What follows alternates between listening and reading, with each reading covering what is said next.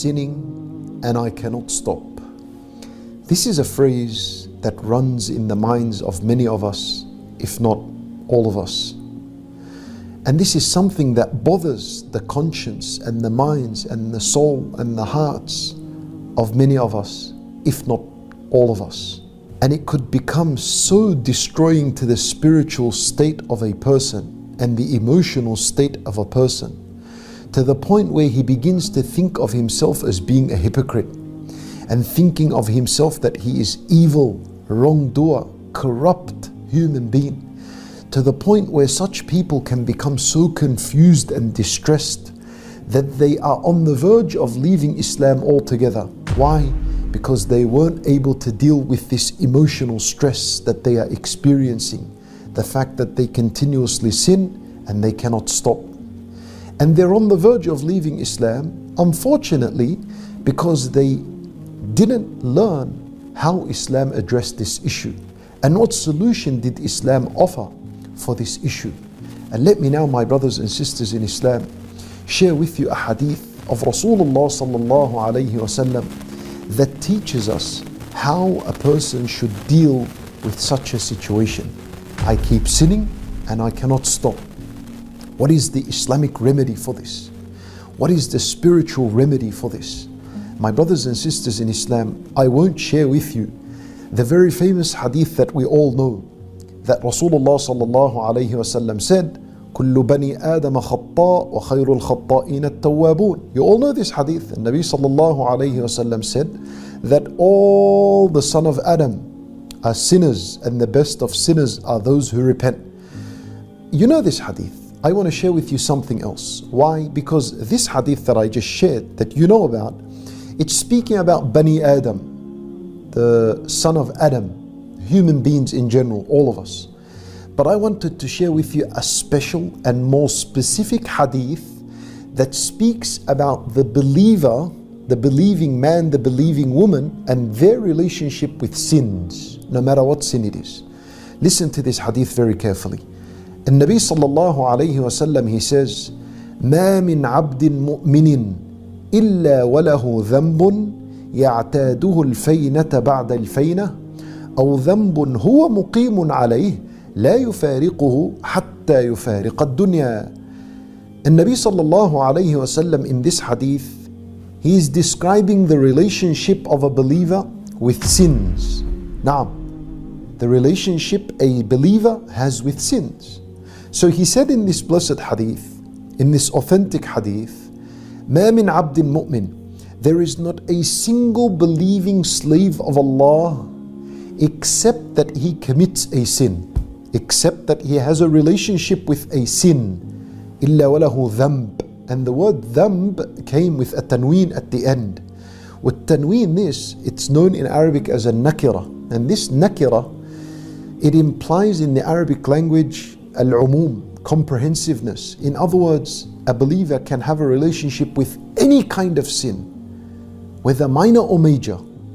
Now, the believer's relationship with a sin is now of two types. Nabi sallallahu alayhi wasallam says, يَعْتَادُهُ الْفَيْنَةَ بَعْدَ الْفَيْنَةِ.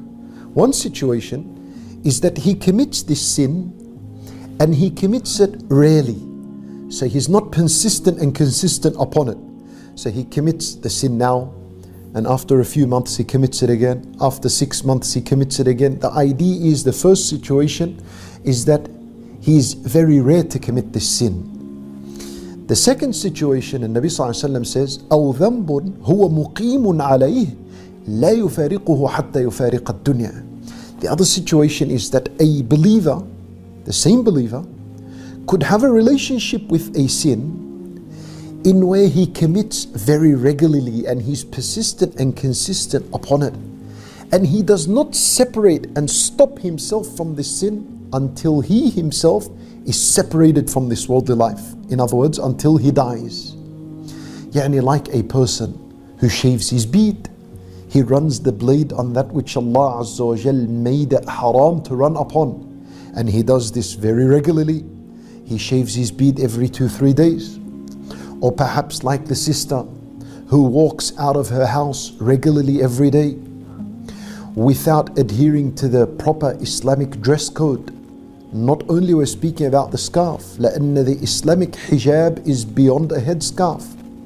Or it could be that person who just cannot control his tongue and swears and slanders and so on, not once a day, almost 2, 3, 4, 100 times in 1 hour. Or it could be the person that smokes not one cigarette a day, packets and packets a day. For this is the believer's situation. Now Nabi sallallahu alayhi wasallam in the beginning part of this hadith explained the problem. This is the problem. A person that commits a sin and cannot stop. What's the solution? Listen to the second half of the hadith. And Nabi sallallahu alayhi wasallam, he says, إِنَّ الْمُؤْمِنَ خُلِقَ مُفَتَّنًا تَوَّابًا نَسِيًّا إِذَا ذُكِّرَ ذَكَرَ. Allahu Akbar. This is the solution. And Nabi sallallahu alayhi wasallam, he says that the believer has been created to be tested. That's right. Every single believer will be tested. And Allah subhanahu wa ta'ala tests us in many ways. He tests us through calamities and their many forms. He tests us through trials, through fitan. He tests us with sins and so on. خُلِقَ مُفَتَّنًا.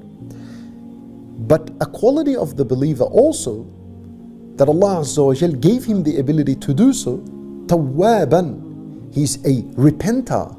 Tawwaban suggests that he frequently repents. So just as he frequently makes a sin, commits the sin, he's also frequent and updated in his tawbah. Nasiya, one of his qualities is nasiya, that he forgets. Just like our father Adam alayhi salam, when he ate from the forbidden tree in the paradise, Allah Azza wa Jal, he said, فَنَسِي. He forgot, Adam alayhi salam, nasiya. إِذَا ذُكِّرَ ذَكَرَ. Whenever he is reminded, he quickly remembers. Whenever the believer is reminded of the horrible nature of sins, whenever he's reminded to fear Allah Azza wa Jal, whenever he's reminded of the punishment of Allah Azza wa Jal, ذَكَرَ. He quickly acts upon this reminder, and he quickly gets up and he performs the tawbah to Allah subhanahu wa ta'ala. In other words, my brothers and sisters in Islam, the problem is I keep sinning, I cannot stop. The solution is this is the cycle you're supposed to follow. Just like you have a cycle of continuous sin, you need to break that cycle and introduce a few more things into this cycle, which is mufattana. You commit this sin, tawwaban. You make a tawbah immediately after the sin. Nasiya. You'll forget. That's the nature of Bani Adam. You'll make your tawbah and then you'll forget about your tawbah. إِذَا ذُكِّرْ. Whenever he's reminded. This is why it's important to attend Islamic lessons and to listen to Islamic lessons and spiritual reminders. Because as soon as you remember, you make a tawbah once again, then you might fall into the sin again. You might fall into the sin. Mufattanan. Then you follow it up with a tawbah. Then you'll forget. You'll fall into the sin. And then like this, you're reminded and you make a tawbah again. You fall into the sin and so on. This is the cycle that you're supposed to have. And if a person is upon this cycle, in where every time he commits the sin, he makes a tawbah to Allah subhanahu wa ta'ala, then bi'idhnillah, such people are upon goodness. Such people are upon goodness. You're not a hypocrite. You're not an evil person. You're not an evil person. You're not a hypocrite. Don't allow the shaitan to take advantage of you and take advantage of your situation. Subhanallah.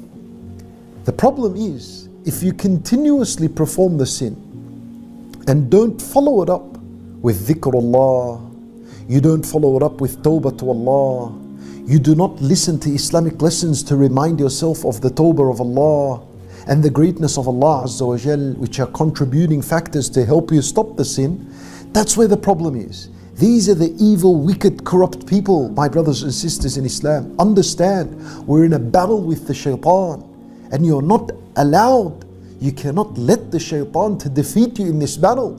It's either you or him. If you give up on the mercy of Allah, meaning he defeated you in this battle.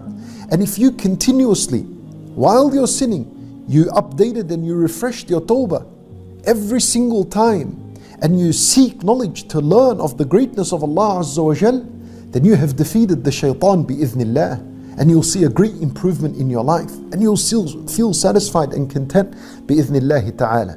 For my brothers and sisters in Islam, please understand this point. And the purpose of this video wasn't to make from sins something light, make the sins a light matter. Wal-'iyadhu billah, that was never my intention. Rather, we continue to advise people to keep away from sins, and to keep away from all the reasons that make you fall into a sin, and to keep away from all the evil people that influence you and tempt you to commit sins. Keep away from all these people and all these methods of sins, because Allahu A'lam, you might not be guaranteed or given the ability to make a tawbah after your sin, and you might die upon the sin.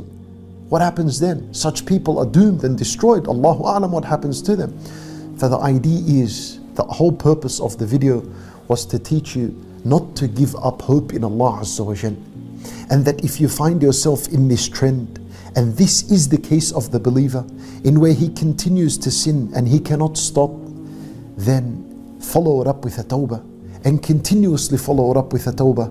We ask Allah subhanahu wa ta'ala to give us the ability to do such a thing, in where we make a tawbah after every sin we commit, and we ask Him subhanahu wa ta'ala to forgive our sins and to make us people of the paradise.